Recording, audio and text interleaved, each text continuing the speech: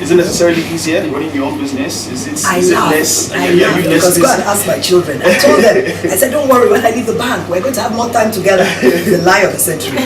Once you start your own business, you don't have your time. I mean, especially the kind of business I do. Yeah.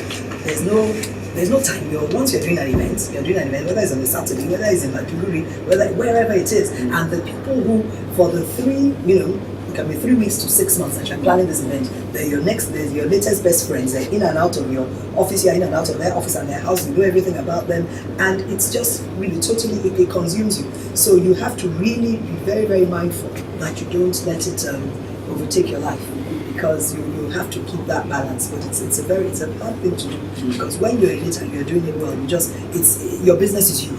It's not just about something you can keep separate. It's who you are and what you do. So you're living it, you're breathing it all the time.